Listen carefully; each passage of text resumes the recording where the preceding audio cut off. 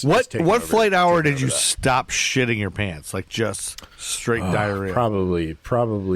What am I at now? 200. So probably like 199. You're still shitting yourself. Yeah, you want me to go to the beach with you? You're shitting your pants, man. I'm shitting my pants thinking about you flying. American Timelines is a member of the Queen City Podcast Network. Find out more at queencitypodcastnetwork.com. So now I'm obsessed with time. Come on, tell me about the time. Had it all in my hand tonight.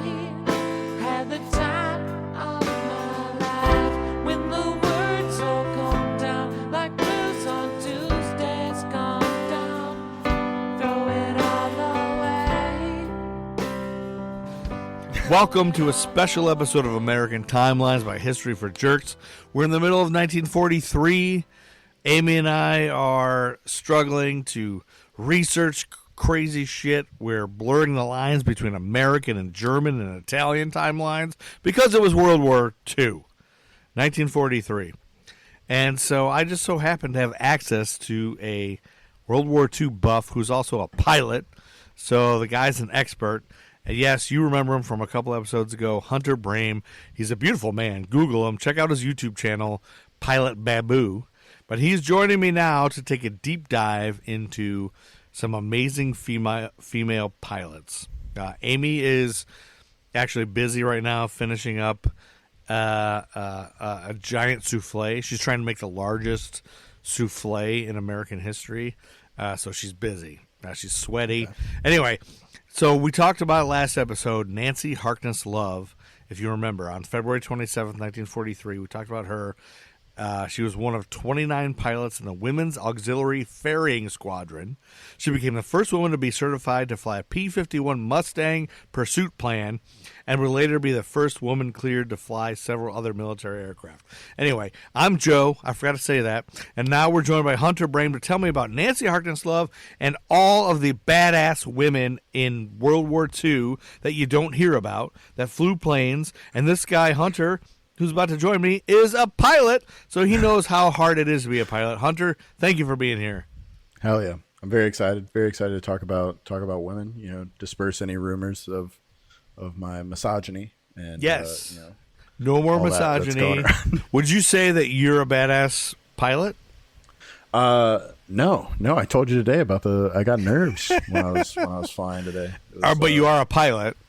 I am a pilot. Are you a badass woman? No. Do you appreciate badass women? Of course. Like Athena. Shout out to TBJ. Anna, TBJ, all badass women, yeah. I'd heard of the term WASPS before, not just the book, but the female pilots of World War II that kind of go unrecognized because they didn't fly in combat, but honestly the only reason they didn't fly in combat is because the men wouldn't let them. Fucking and dudes, they had enough, man. They had enough trouble just getting to do this job, which was still extremely important and very helpful to the war effort overseas. But yeah, they weren't allowed to do all the combat and shooting down of other planes and misogyny was still running rampant in the 40s, of course. Mm-hmm. Women had to, all kinds of stuff. So that's why it's more amazing that these women existed that did all these things that you're going to tell us about. Yeah. So totally. Jump into it, Hunter. I'm here to listen. You're here to teach. So you teased a little bit with Nancy Harkness. So she is the more well known of the two originators of the WASPs. She actually started the WAFS, and if you're listening to the podcast, it probably sounded like I just said the two same words. But so the WASPs, WASPs, were not started until 1943. Nancy Harkness started the WAFS, WAFS, in 1940. Early 1943. Early 40s. Yeah. 40, and WASPs 43. are Women Airforce Service Pilots, and WAFS. Yes. What's a WAFS? Yes. Women's Auxiliary Ferrying Squadron. So it was a very specific job where WASPs allowed them to be more diverse in their jobs. But so Nancy Harkness was born in 1914 as Nancy Lincoln Harkness. She had her first flight in 1930. She was 16 years old, and she got her PPL, her private pilot license, within a month. And you have one of those? Yes, I do. A PPL? It took me longer than a month. So that's impressive that she was able to do. And is it fair to say you only have yours because it was during COVID and they felt sorry for you? No, but I will say that COVID played a huge role into the time frame. I had a lot of free time, and I had all my Biden bucks saved up to be able to spend on flight lessons. So this lady probably had other things to do. Oh, 100%. On top of it, yeah, like in the 40s, where she's discriminated against, and yeah. So they didn't talk as much about Nancy's early flight career as they do Jackie Cochran, who we're going to get into in a little bit. Okay. Because so Jackie Cochran was very once she became the famous flying ace that she was, she shied away a lot from the spotlight. I think Nancy much more embraced it. But kind of pre her starting the WAFS, she wasn't well known. She had a husband who was in the Army Air Corps. He was a reserve major, Robert Lowe, and together they started Intercity Aviation in Boston. Originally, she was working for him, I believe, as a pilot, and then once he started his own aviation company, she was like, "Oh, I'll join in with you. We can do that together." And then they got married, and she also competed in air races. So, I don't know, have you ever been to an air show, Joe? I have not, because more often than not, I hear about air shows ending in tragedy. Yep. Which will be on the next episode of American Timelines. We talked about one. In 1943, there was a big one that ended in a horrible tragedy. I don't know if you're going to mention that. Well, like 40 people, I think? I don't know, but it's a lot. Tragic. And that's why I won't, number one, that's why I won't fly with you. It's a good tease for next week. Yeah, it's a good tease. So why I won't fly with you, and it's why I won't never attend an air show. All I hear about is people... Oh, just a bunch of people got killed in it. You watch too much local news, Joe. I do. I do watch a lot of local news, which Hunter and I were watching at a local bar, and they talked about how if you don't prepare your 4th of July leftovers right, you could die. Oh, I thought you were going to bring up the guy that was launched into the overhead bin. Oh, in Madrid. Yeah, we did talk about that, but that wasn't. I don't know how. I don't understand. I don't even understand how that happened. I think that guy was in the overhead bin anyway. To begin with, and then... Yeah, partying. Sounds about right. You could fit in an overhead bin. Anyway, back to you could. Amazing women pilots, changing women's history. So, she competed in air races in 1936 and 37. And so won several of them. So an air race. Say what? You're saying an air race, not an air show? Yeah, air races. So, I mean, think like Red Bull air races, if you've ever seen those, like over Reno and whatnot. No, I think the closest thing I have to compare that to is Laugh Olympics, which is a cartoon. A cartoon from the 70s. Are you showing your age right now, Joe? Yeah, I am. Sorry, never mind. I'll shut up now. Go ahead. Women's history. Yes. So she finished second in the Detroit air race, and then stopped competing. Shout out! I'm from outside of Detroit. Second.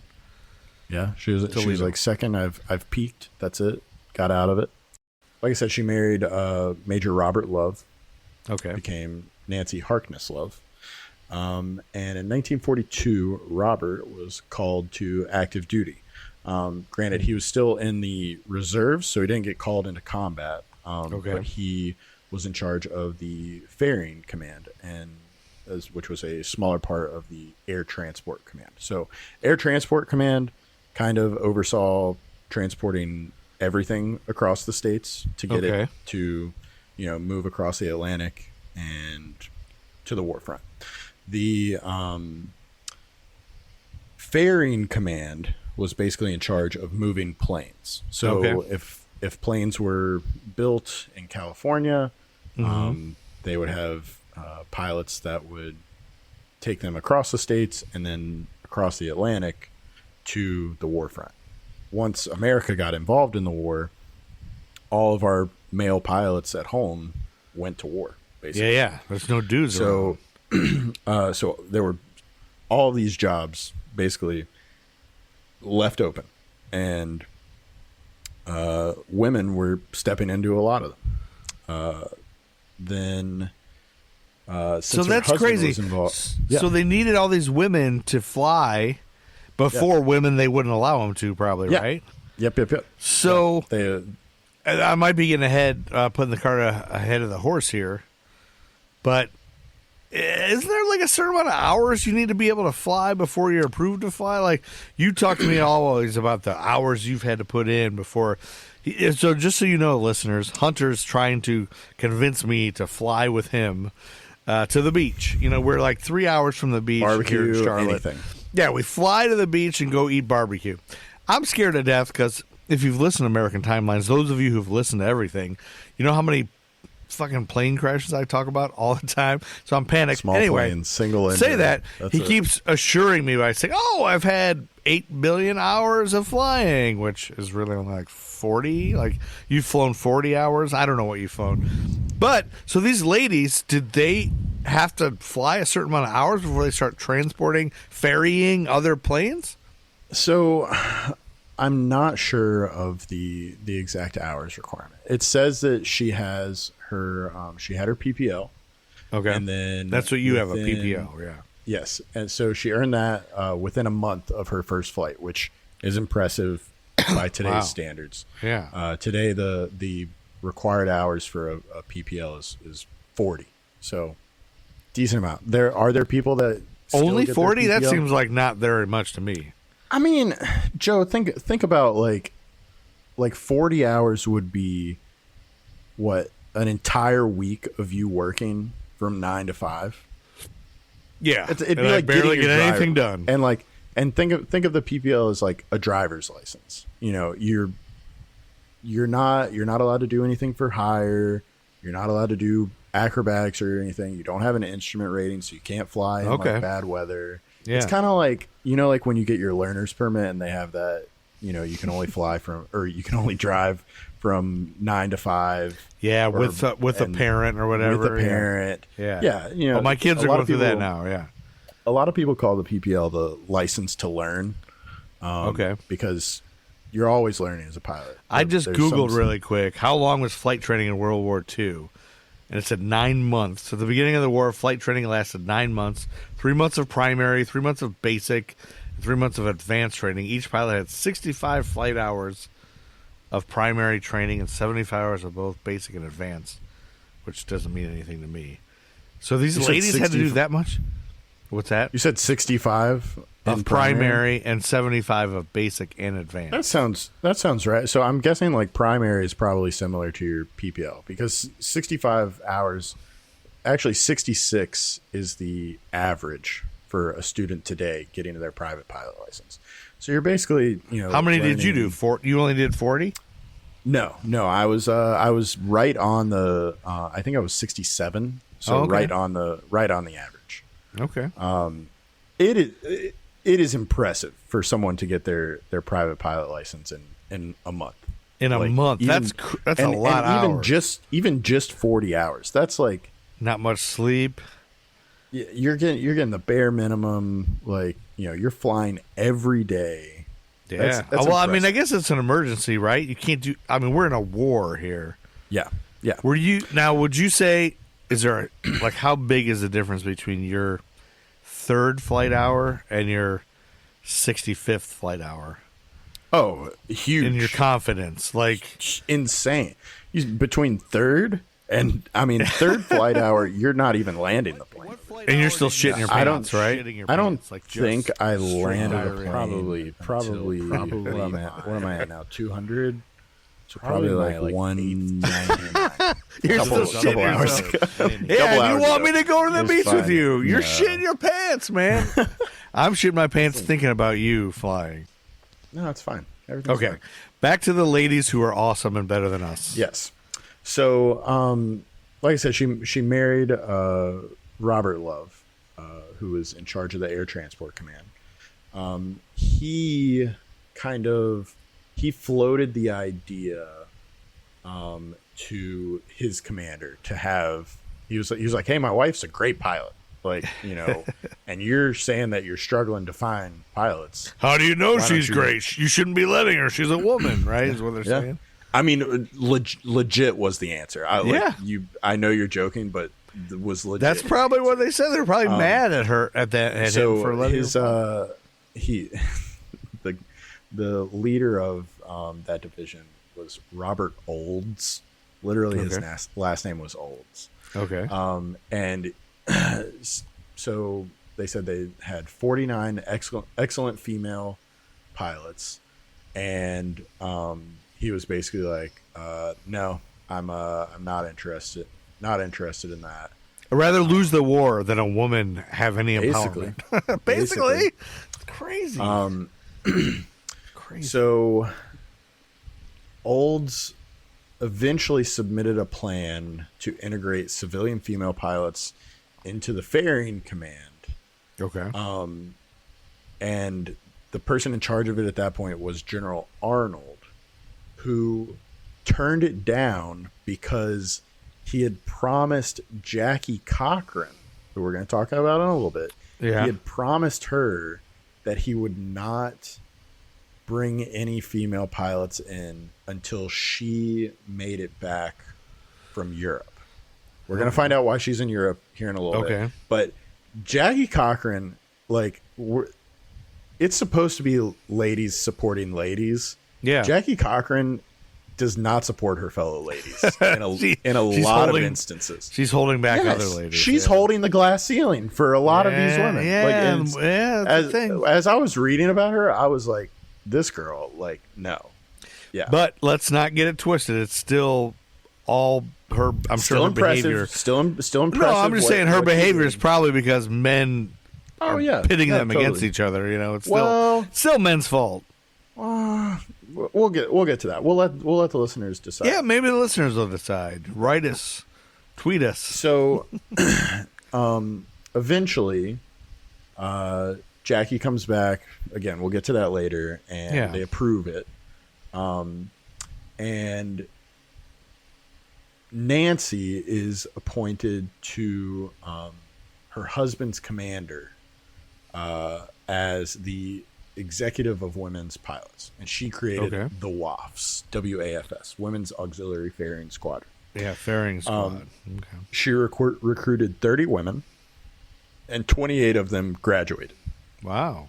And she became their commander. 1943 June, she's commanding 4 squadrons of WAFs from Love Field, Texas. Does that airport sound familiar? Love Field. That's where the one thing happened. Yeah, that's the airport that Kennedy flew into before he was assassinated. Yeah, before he got killed, right? Yeah, Dallas. Yep. Yeah, right. Mm-hmm. I was going to say that, but I didn't want to be wrong, so I didn't say it. Now, do you remember what Nancy's last name is? Harkness Love? Yeah. Oh, wait a minute. No relation. No relation? Really? No relation. Yeah, well, I was reading it. I was like, oh my God, was it named after her? Yeah, was it named after her later? No, it was named after some guy. Also had the last name Love. Well, Harkness also reminds me of Agatha Harkness in the MCU, which shout out Nerd School. Nerd School, yeah, back to Nerd School. But this is not that. This is World War II. This is awful. Women being treated badly, but women persevering. Yeah. I can't believe they had that many pilots, women pilots. Like, Yeah. So 4 are these squadrons. just? I don't know how many are in a squadron, but Yeah. I'm guessing that the first 30 was a squadron, so I'm guessing 4 squadrons would be. I'm just 120? picturing. I mean, I know I'm a big nerd and I don't know much about anything else, but when you say squadron, all I picture is Luke Skywalker and the X-wing fighter pilots or whatever. Like that's had to be similar. Red one and all that Gold- yellow gold gold leader, you know. Yeah. But for this many women to be ready to fucking be badasses and not be afraid to fly a plane, which they weren't allowed to do, that's pretty amazing in 1943. Yeah. I can't believe it. So I want to know all their late backstories. 1943, August 1943. Yeah. The WAFS merge with the WFTD. I'm gonna come into that later when we start talking about Jackie once again. But Okay, we'll table that.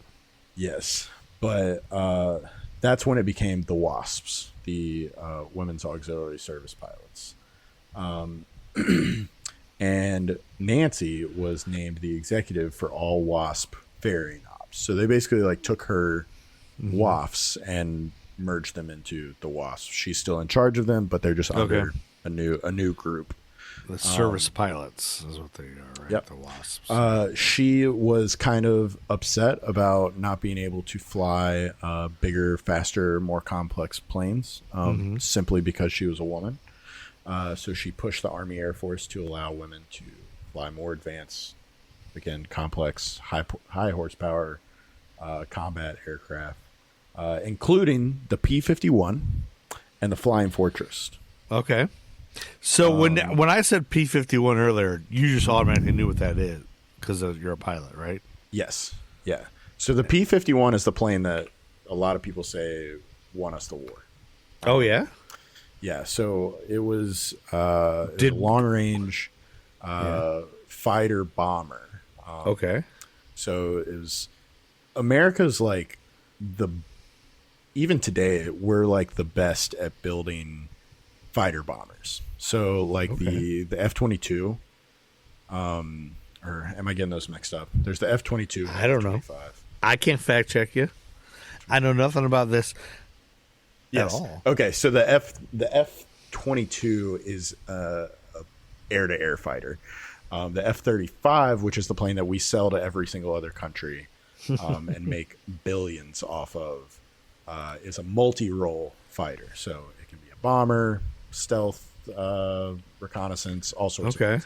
That's what we're good at. We're good at making multi-role airplanes. But when you say P-51, that's what we all think of as World War II, like Snoopy's flying this, the World War II bomber. No, you know, Snoopy flew like a it's a dog biplane. Yeah. Well, that's what. He flew a doghouse, but I think it was supposed to be like that, and that was World War One, right? The Red Baron. But yeah, the Red Baron. I guess it was World War One.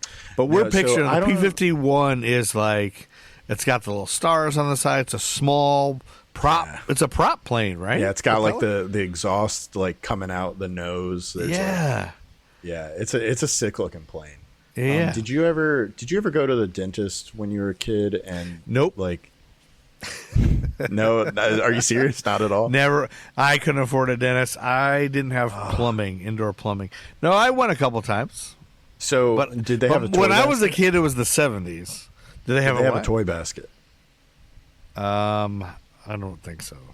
No. Okay. So when I was from the 70s, you're from the 90s. I'm old enough to be your great grandfather. When I was a kid, you went to the dentist when you got done. If you were a good boy, you got to pick something from the toy basket. Okay. And my favorite thing to pick were these little. They came in like a little. It was like a flat package. Kind of balsa wood plane that you put together. Not balsa wood. It was foam.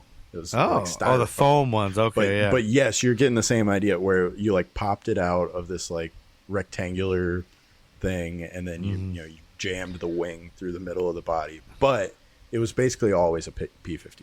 Like, okay, that was always a P-51. Okay, yeah. So I remember the shape like vividly because of dentist toy boxes. And at that point, going to the dentist, you wanted to be a pilot. Maybe. Maybe Maybe you did. I've never thought about like when was that like origin point, but maybe that was it. Maybe Did you also want out of the to, toy box. at that point in your life, did you want to prevent women from being pilots? No, never. Good. Joe. That was a Yes. test. That was a test. So anyway, so the Yeah. P-51 basically won us World War II. Yeah. It was the first long range fighter to be able to compete with the Luftwaffe, the German fighters, because like German ones. Yeah. basically like the entire start of the war, the Luftwaffe they were kicking our butts. Okay. They kicked the Royal Air Force butts for a while, and then when we got involved, it was just not good. But so it had a Browning machine gun, which like if you're into World War II, Browning machine gun is like one of the like workhorses of American combat, not only Yikes. in the air, but also like if you ever see like a machine gunner in like a movie, and they're like lugging around this big machine gun, and they've got the belts like strung over their back, like probably a Browning. Okay. Like rock and roll from G.I. Joe. But so they had two of them mounted on the plane. On the plane. And then a supercharged engine, which was So the people running those machine guns, they can't fly, right? They're not pilots. They're just gunners. right. Yeah. Wait. So the P-51's a single seat. It's just one person. So the machine guns are just mounted like And so the facing pilots forward. the pilots shooting the guns too. Yeah. Yep. I'm an idiot. Too close for missiles. We're switching to guns. Yes. Too close for comfort. Sorry, Did you get that Bullet. reference or no? No. Too close for comfort? Okay. What'd you Too say? close for missiles. We're switching to guns. It's a Top Gun reference. Top It's Gun. fine. I have to admit, people get mad at me. I've never seen Top Gun. For those of you that are not watching the video version, my Sorry. jaw is on the floor. His jaw dropped. I just got to think Tom Cruise sucks. I hate his guts. Bro, but that center tooth. I've God tried damn, to that's a watch it. I've beautiful tried center to watch tooth. it. I've gotten past the volleyball scene. I mean, the sweaty guys in the shower, and then the volleyball scene. Like, I don't know. I know the come guy on, from Revenge Joe. of the Nerds is in it. It's hard for Pride me. Month. Come on, I know. man. Pride Month. I gotta watch Top Gun. Anyway, so yeah, Anyway. P-51, fantastic Yeah. plane, the workhorse that won us the war. She was the first female to be certified to fly one of those. Nancy was? as well as Awesome. a whole bunch of other planes. That's pretty badass. So by June she was commanding 4 squadrons. August they merge with the WFTD to become the WASPs. She becomes executive for all the ferrying ops. She starts pushing for the Air Force to allow women to fly these more advanced Yeah, so planes. she made a big difference. Which I don't think the P-51 was the first. I believe the Flying Fortress was the first one that she was basically like, hey, we need to be able to fly these overseas. It wasn't like, hey, let me fly these because I'm a woman and I want to push women's rights. Yeah. It was, hey, She was like, we need to do this to win this war. yeah, exactly. Which, I mean, like, worked. Yeah. Like, of course, the men didn't want her to. But do at the same things time, just she for- pushed for all these women to be doing this. Yeah, So, yeah, exactly. and So maybe the it motivation didn't- was to win the war, but she still like helped. Yeah. Yeah, helped women. So more. in 1945, she received the Air Medal, personally signed by Truman. Okay. Now, there's like some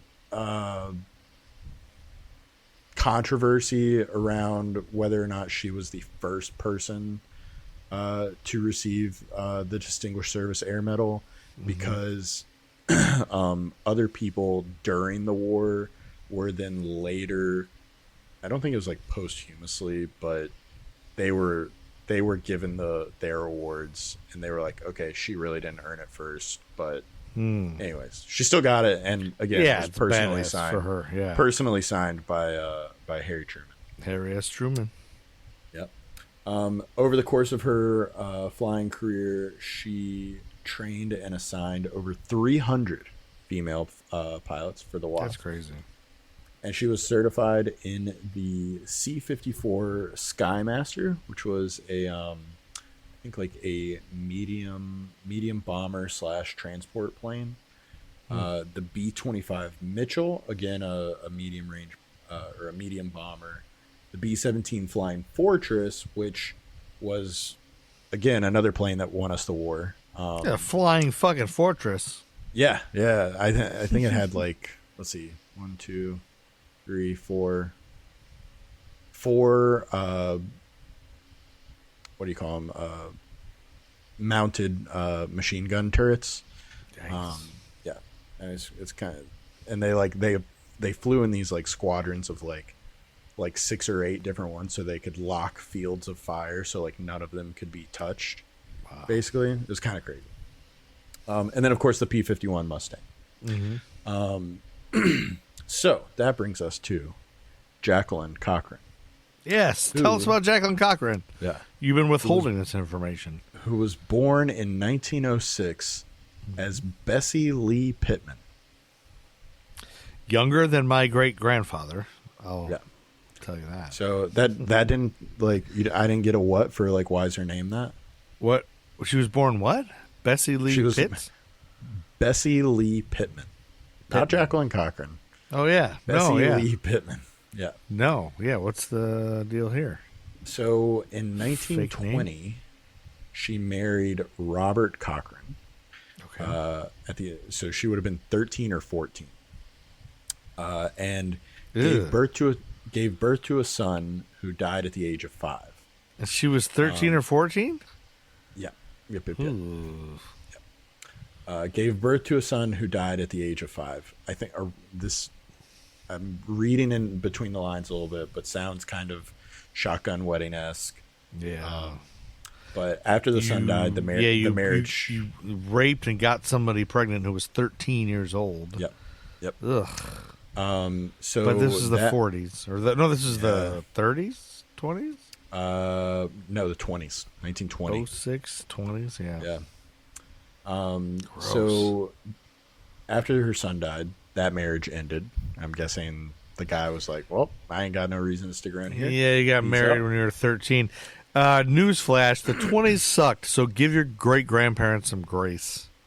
Yeah. She kept the name Cochran and started going by Jackie. I don't know where she got Jackie from, but... We don't know. Anyways, becomes Jackie Cochran. She became a hairdresser and moved to New York City. Okay. And starts basically like living on her own. She's doing her own thing now. And the Big Apple. Not to be confused with Johnny Cochran from the OJ case. Yep. That's a whole different thing. She ends up launching a cosmetic line with the help of Floyd Odium, who was the CEO of RKO Pictures. Oh. Does that sound familiar? RKO? RKO, they were a big deal. Yeah, so they were the movie studio for King Kong, Citizen Kane, Swiss Family Robinson. Oh, yeah. Those are the only ones I recognize. There were hundreds of movies, but those are the ones that actually rang a bell for me. Okay. One of her friends offered her a ride in a plane, and she fell in love with it. Got her commercial pilot license within 2 years. Wow. Again, impressive. 2 years. I'm 4 years into my pilot's license now, and still do not have my commercial license. I'm about 50 hours away. Yeah, and you had a pandemic to work on. I know, right? They didn't have a pandemic. So, this her friend Floyd Odium, helps her start this beauty line, this cosmetic line. So he's just a friend, right? He's not a lover, Floyd Odium? Yet. Uh-oh, not yet. Yeah. 1936, Floyd gets divorced, marries Jackie. Uh-oh, Floyd Odium and Jackie. But there's no story there, right? No. Floyd Bostwick Odium, I should say. His middle name is Bostwick. Sorry, I'm Googling She starts flying around the country promoting her beauty line, Okay. which she calls Wings to Beauty. Oh. Because she's, and she's very like, while she's like promoting it, she's very like telling people like, hey, I'm a pilot and like I'm also a beautiful woman. We can do both. She is attractive. I'm looking at her up on Wikipedia, and but she also looks like a badass. Yeah. You can be both. 100%. You can be both. Her lipstick Look at Rick. was in, Look at Rick. Sorry, I almost said his last name. Oh my god. Sorry. Anyway. Yeah, cut that out in post. Her lipstick was endorsed by Marilyn Monroe. Ooh. I mean, that is it. I mean, if you're going to get if you're going to get lipstick endorsed by anyone, that's the one. Even over. now, yeah. You won the lipstick game. Yep. And she was also an air racer. She was also part of Cool air races, and helped Amelia Earhart, another famous female pilot. Yeah, who they've just found her, I think. They think. Yeah, we think so. Yeah, maybe. Yeah. Hunter's gonna find her. She helped Amelia Earhart open air racing to women. Awesome. And in her lifetime, Jackie Cochran's lifetime, held more speed, distance, and altitude records than any other pilot, men included. Really? That's awesome. Yeah. It's awesome right now. In a little bit, you're going to be like, Jackie, that's not so awesome anymore. Really? Yeah. She's still great. She did a lot of fantastic things. Right. She also... She was sinister in a way? She was sinister in a way. Yes, we'll get to that. Okay. She was a member and once president of the 99s, which is a female pilots organization that is still around today, supporting female pilots across the U.S. Through like scholarships and pilot lesson opportunities. Well, that's really good. She was part of Wings for Britain, an organization of female pilots, or an organization of pilots that ferried aircraft to Britain before the U.S. entered the war. So a lot of pilots, even before the U.S. joined in, were like, hey, like this is a job that I can do to help out our friends over in the U.K. Let's see, where am I? Oh, and she, during that time, became the first female to fly a bomber across the Atlantic. Okay. She's going to be setting first left and right, just because women weren't allowed. Yeah, they weren't allowed to. Yeah. I'm sure there were plenty of capable females during that time. It's just they weren't given the opportunity. They didn't have a chance. Yeah. She worked for the British Air Transport Auxiliary and worked to recruit women in the U.S. to join her in England. And in that organization, she attained the rank of flight captain. Now, while she was doing this, you remember when I talked about earlier, the guy made a promise to her and told her that he would not make any decisions on letting female pilots into the war effort until she came back. Yeah, until she got back. Yes. So she's over in the UK right now. Yeah. This guy made this promise to her, and it held back some other women. Mm-hmm. So in 1939, she wrote to Eleanor Roosevelt to start a similar flying division in the Army Air Force that was just solely for women. Mm-hmm. In 1942, because that hadn't happened, that was when she took 25 female pilots to Britain to join the ATA. In 1943, September, she was brought back by Henry Arnold to head up the Women's Flying Training Detachment, the WFTD. Mm-hmm. In late 1943, the WFTD merged with the WAFS, the WAFS, who was headed up by our friend Nancy Love. Mm-hmm. And they merged with them into the WASPS, with Cochran as the director. So she comes back she gets to be the big lady in All of a charge. sudden she's in charge. Yeah. Yeah. Uh-huh.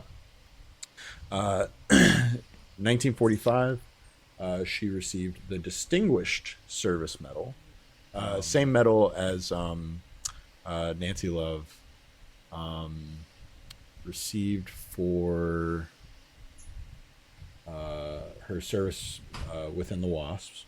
She was so then after the war, she does a whole lot of things. She becomes a reporter.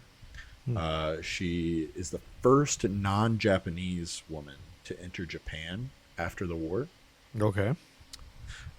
She was a witness to the surrender of General Yamashita and the Nuremberg trials. So she's Really? everywhere. The homegirl is everywhere. Okay.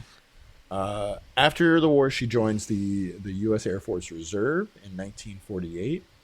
She was more than likely, there's no official record, but she's more than likely the first woman pilot in the U.S. Air Force. Wow. In 1969, she was promoted to colonel, and she retired shortly after in 1970.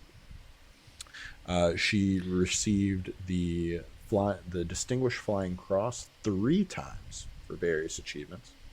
She became the first female pilot to go supersonic, the first female pilot to land and take off from an aircraft carrier, the first female pilot to perform an instrument landing, first female pilot to fly a jet across the Atlantic, first female pilot to fly above 20,000 feet with oxygen, and still holds more speed records than any pilot, living or dead, male or female. Wow. Kind of a badass. Yeah, Jackie Cochran's a big deal. So And far, nobody ever hears about her. Joe. Okay. So Tell me what is it? What happens? Come on. she was Where did friends with make it Chuck from? Yeager. Okay. You know who Chuck Yeager is? Chuck Yeager. Refresh my memory. Chuck Yeager is probably the most well-known and has the most awards for being a flying ace and test pilot. Okay. And he invented the Jaeger bomb? No. He was the first pilot to break the sound barrier. Oh, in okay. level flight, which is different from like if you're on a rocket going straight up, like I gotta think it's a big deal to be going. If you break the straight sound barrier, over. it's gotta like hurt your nuts, right? I mean, in an old plane, in some of the Yeah. some of the like the first ever. So he was flying the Bell X-1, which was one of the planes that we used to test leading up to space race. It was a rocket plane. So it basically like had a rocket engine on the back of it. Versus like a typical jet engine that just like takes in air and then Yeah, just cut to how bad my balls hurt. yeah. Or if you don't have it would be pretty balls, bad. it It would would be hurt. pretty bad. Like yeah. Okay, well now when does she turn evil? I want to hear the evilness. Okay, we're getting there. Women So, can be villains too. She, along with astronauts John Glenn and Scott Carpenter, she sponsored the Mercury 13. Are you familiar? No. So the Mercury 13 was a group of female test pilots Yeah. that were privately funded to become astronauts during the space race. Okay. The Mercury program was the program leading up to the Apollo program, where we were testing, like putting people on top of rockets, right? Yeah. Yeah. So she sponsored that program. However, along with John Glenn and Scott Carpenter, who are also astronauts, turned against the program citing the necessity to move the program along to beat the Soviets. However, it is generally accepted that Cochran turned against the program out of concern that she would no longer be the most prominent female aviator. Oh, that sucks. Right? She want to be the best woman. Come on. So she tried to get it canceled and sabotaged so that nobody would be better than her as a badass woman? Yeah. Basically. Gotta be the baddest ass woman. Jackie now, Cochran. granted, you say it's generally accepted. That's according to Wikipedia, right? Yeah. So, I mean, maybe there's somebody somewhere that knows her. It's like, no, that wasn't it at all. It was something else. Significantly, the hearings investigated the possibility of gender discrimination in 2 full years before the Civil Rights Act of 1964 that made that illegal. So it's pretty well known that it was like a general gender discrimination that stopped it, but her specifically turning against it with the other men that were against it, that's the part that was generally accepted.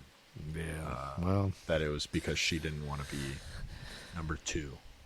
Yeah, nobody wants to be number 2. What does Ricky Bobby say? If you ain't first, you're last. If you ain't first, you're last. Yeah. Well, man, this is good shit. Yeah, it was good. But amongst all that, she has so many awards. Yeah, she was an amazing person. From from the military, she got the Distinguished Service Medal citation, the Distinguished Flying Cross. She got 3 different times. The first time was for, I believe it was for speed records. Then the second one was for being the first woman to fly a jet across the Atlantic. The third one was for, I think, another speed record. Yeah. Can I just say, you talk about flying now in 2024, and you make me nervous telling me about you flying. Can you imagine having the Oh man, having when today's flying gumption to fly in 1943 during a war? I mean, in Charlotte, you can't look up without seeing an airplane, right? Oh yeah, they're everywhere. But back then, it would be crazy. In the 1940s technology, they didn't have VCRs yet. There's so much couldn't do. Did they not have VCRs? No, I don't think so. No, VCRs. You couldn't watch a VHS tape. If I'm being honest. Yeah, that's true. You couldn't watch a VHS of Teen Wolf. She was on a postage stamp. She was. Yeah, that's probably Jackie. The best. We're talking about Jackie. Yeah, Jackie was on a postage. Did Jackie and Nancy ever meet each other? With a P-35 in the background. P-35, y'all. I'm excited just that I know what a P any of it is. Yeah. No. I don't know. Thanks did to I, American did Time I get Loans. to this? Hold on. I didn't talk about how Nancy. So Nancy died of cancer at the age of 62 in 1976. So she didn't. So this was the other thing. So because they're, as far as the WASPs go, because they're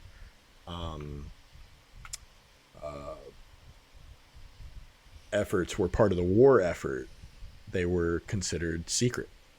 So it wasn't until the records of the WASP program, like all wartime files, were classified and sealed for 35 years, making their contributions to the war effort little known and inaccessible to historians. However, there were unofficial historians, members of the WASP, who collected scrapbooks, newspaper clippings, and other things that basically proved their existence up until that point. So it didn't become common out till the late 70s? Correct. And unfortunately, Nancy would not have lived to see WASPs being recorded into the military. Yeah. Yeah, by the late 70s, everybody's smoking doobies and not paying attention to anything, doing disco and lines of blow. Nobody has any idea what's going on anymore. What's Happening comes on TV. Once What's Happening was on, reruns dancing everywhere. You can't remember anything. Let's see. Raj, Shirley Hempel. You have no idea what I'm talking about. Jackie died in 1980, I believe. Okay.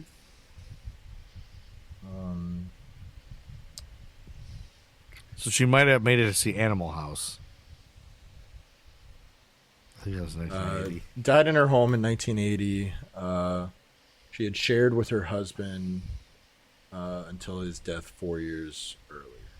Oh, let's see. The movie 9 to 5 came out in 1980. She was a resident of Coachella Valley. I don't know if that's related to the... Anybody ever heard of Coachella? That's where that is. And is buried in the Coachella Valley Public Cemetery. Really? Next time I go to a Coachella concert, I'm going to go see her cemetery. Her gravestone. That was Jackie, though, right? I'll be like, dang it, Jackie, you held women back. Yeah. She probably feels bad about it. I'm sure. You know, she probably felt like she worked really hard to get where she was and wanted to. Well, that's part of the thing. Men pit women against each other. It's our fault still. Yeah. Specifically your fault, Hunter. You need to apologize to all the women. Stop. Have you done enough to make women's lib progress? I think so. I think out of everything we've talked about today, I think it's proof enough that women can do anything that men can do, and it's silly that it's silly usually how much better. they get held back. Yeah, that's ridiculous. You know, like part of the reason at first they wouldn't let them fly was because they said they wouldn't be able to go to the bathroom in the plane. Let me tell you, guys can't go to the bathroom in a plane either. It just doesn't work. I think men probably thought women had to do different things. Yeah. They don't know. They're idiots. Yeah. I think, honestly, we need to move to a society where women run everything, and then men are just, they only need us to keep the matriarchal society. Yeah, like all we're here to keep the, you got a mate, but even that you don't need us to just fill up vials or whatever, and women run everything. Put us all in prisons. Men should be put away, and women, specifically African American women, and actually lesbian African American women, should run everything for the next 50 years. The world should be run by TBJs. Yeah, TBJ is the greatest. Anyway, that said, thank you, Hunter Brame, for all that research, all this knowledge, dropping the knowledge, and women are better than men. We agree. I feel like I couldn't even cover it. Everyone, take some time this week to look up a WASP. There's so much more. Yeah, look this up. Something cool. Well, it sucks because people don't talk about it. You watch World War II, all kinds of, nobody ever talks about this. Maybe there's a movie about this or something, but there needs to be more coverage on this. So someone look up more stuff about Jackie Cochran and tell me that I'm wrong, that she turned out to be a maybe she was. Maybe there's new research that she wasn't. Find so more. Bad. So find it all and tweet us at History for Jerks, which is now not even a Twitter. It's all X. I don't know what you say. What it is now.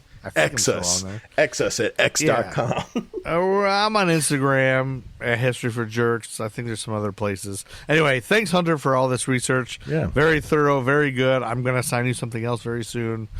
There was something else I was just looking at. The next episode, listen for me to say, Hunter, look into this. But we will be back. Amy and I will be back. That's how I get my information. Yeah. Amy's got some brutal torture that she wants to talk about, and there's another murder in 1943 about a Hollywood actor. I want to do an episode with Amy soon. Yeah, I feel like you're holding me back. I think I'm just going to bring you on the next one we do, just to have you meet her. So okay, thanks for listening, Time Heads. Hunter, you want to sing us out? No, I do not. But make sure you play the song. I like the song. No more of this. That's something I want to. The AI songs. I'll say the AI song. I'm so glad that you went back from it on the last Nerd School podcast. Yeah. Oh, I went back to the old. Yeah, they're bad. That was bad. but You had one in there about people peeing on people, Joe. You thought no one would hear that. I heard that. That's what Andy drinks pee. I always say that to Andy, and that's why it's on there. That's on Nerd School. Yeah. So check out Nerd School podcast. Check out the Gruff and Loud show. I'm working on the most recent episode of that. It's coming out soon. Speaking of women on podcasts, yeah, Nerd School. The episode coming out soon, like tomorrow. Yeah. We'll probably be out by the time this podcast gets aired. Yeah, it should be out. Listen to the most recent Nerd School. We're adding by Carrington. the time this one gets aired, yes, it will be out, Joe. Yeah, it will be. It will have already been. This should be out soon, too. Carrington, we're jumping into Star Wars on Nerd School podcast, so check that out. Check out the Gruff and Loud show. I'm working on episode 43 or 45 right now. No, 46, I think. Anyway, I don't know. Where we talk about, what are we talking about? We're talking about drummers and Motley Crue, and Tommy Lee, and Pearl Jam, all the drummers they've had. And then the Deborah Jo Ruppaverse podcast is where it's coming out soon with Art Star and Gruff. So, Hunter, go ahead and beatbox us out. Now I'm obsessed with time.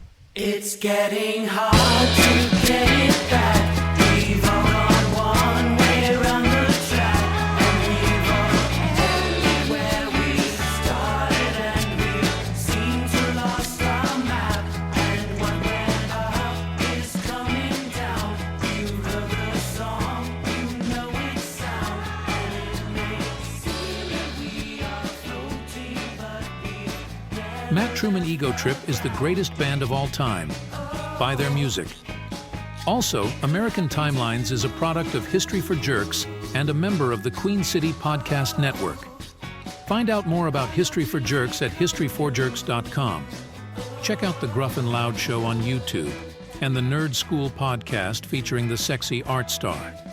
There's also a dumb t-shirt shop on Threadless, created by History for Jerks. You can buy a Gordon Jump shirt or an Edie McClurg shirt. It's really dumb and stupid.